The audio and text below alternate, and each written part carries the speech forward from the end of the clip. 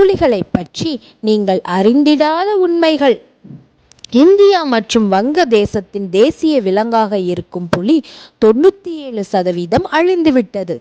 புலிகள் அழிவு என்பது இன்றளவும் தொடர்ந்து கொண்டேதான் இருக்கிறது.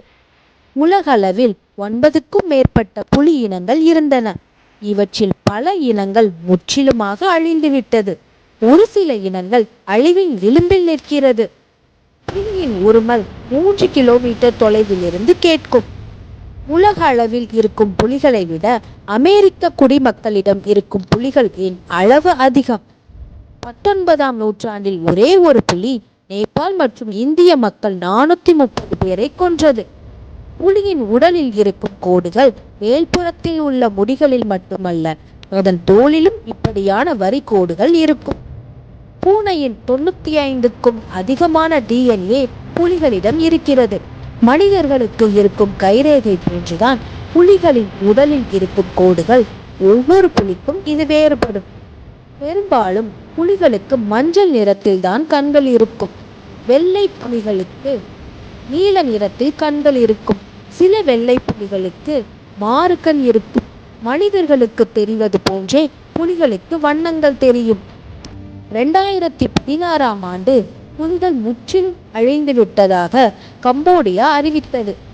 புலிகள் பெரும்பாலும் இரவு நேரத்தில் வேட்டையாடுவதே விரும்பும். ஏனென்றால் புலிகளுக்கு இரவு நேரத்தில் மனிதர்களை விட 6 மடங்கு பார்வை கூர்மையாயிருக்கும். புலிகள் ஒரு நாளில் 27 கிலோ கறியை உணவாக உட்கொள்ளும். பத்தில் ஒரு புலியின் வேட்டைதான் வெற்றியடையும். இதனால் புலிகளால் நீண்ட நாட்கள் உணவு உண்ணாமல் இருக்க முடியும்.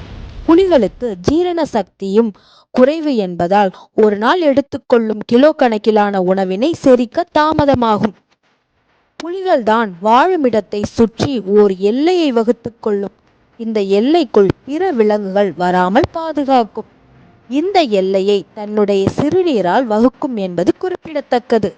புலியின் சிறுநீர் வாசத்தை கொண்டே எல்லைக்குள் இருப்பது ஆனா பெண்ணா, அதன் வயது போன்றவற்றை பிற புலிகள் கண்டுபிடித்துவிடும். புலியின் நெற்றியில் இருக்கும் வடிவத்திற்கு சீன மொழியில் ராஜா என்று அர்த்தமாம். புலிகளின் எச்சிலே அதற்கு ஆன்டிசெப்டிக் மருந்தாக செயல்படும். காயம்பட்ட இடத்தில் அதனுடைய எச்சிலை வைத்தால் புற்று ஏற்படாமல் காத்திடும்.